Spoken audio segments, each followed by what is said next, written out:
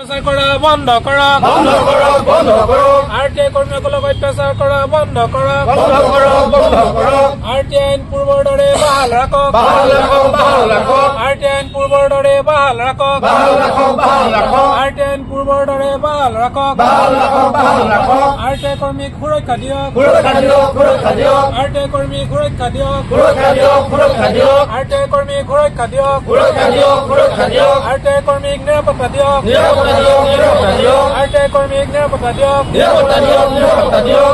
আমাৰ RTI activist এছ'চিয়েশ্যনৰ অসমৰ বিভিন্ন জিলাৰ পৰা বিভিন্ন আৰটিআই কৰ্মীসকলে ইয়াত আহি আমি প্ৰতিবাদস্থলীত ইয়াতে মানে ধৰ্ণা কাৰ্যসূচীত অংশগ্ৰহণ কৰিছোঁ।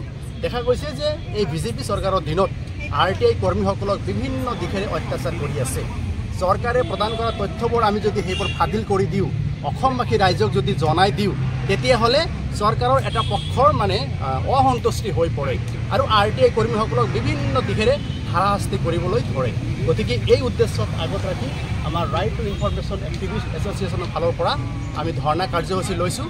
চৰকাৰক অনুৰোধ জনাইছোঁ আৰটিআই কৰ্মীসকলক সুৰক্ষা প্ৰদান কৰিব লাগে, আৰটিআই কৰ্মীসকলৰ পৰিয়ালৰ লোকসকলকো সুৰক্ষা প্ৰদান কৰিব লাগে আৰু আৰটিআই আইনখন যাতে বাহাল থাকে, কাৰণ আৰটিআই আইন তথ্য জনাৰ অধিকাৰ এইটো এটা ফাণ্ডামেণ্টেল ৰাইটছ।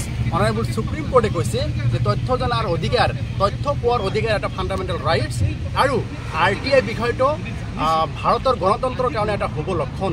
কংগ্ৰেছৰ দিনত মানে চৰকাৰৰ স্বচ্ছতাৰ কাৰণে এই আইনখন বনাইছিল, কিন্তু দেখা গৈছে যে বৰ্তমান বিজেপি চৰকাৰে এই আইনখনক ধ্বংস কৰিবলৈ লৈছে। গতিকে আমি এই বিজেপি চৰকাৰক আমি ধিক্কাৰ দিছোঁ আৰু আৰটিআই যাতে ধ্বংস কৰিব নোৱাৰে তাৰ কাৰণে সমগ্ৰ অসমত আমি এটা প্ৰতিবাদী কাৰ্যসূচী হাতত লৈছোঁ। আজি আমি ইয়াৰ চচলত আমি অনুষ্ঠিত কৰিছোঁ আৰু পৰৱৰ্তী সময়ত গণতান্ত্ৰিক আন্দোলন গোটেই অসম জুৰি আমি বিয়পি তুলিম। ঠিক আছে। এতিয়া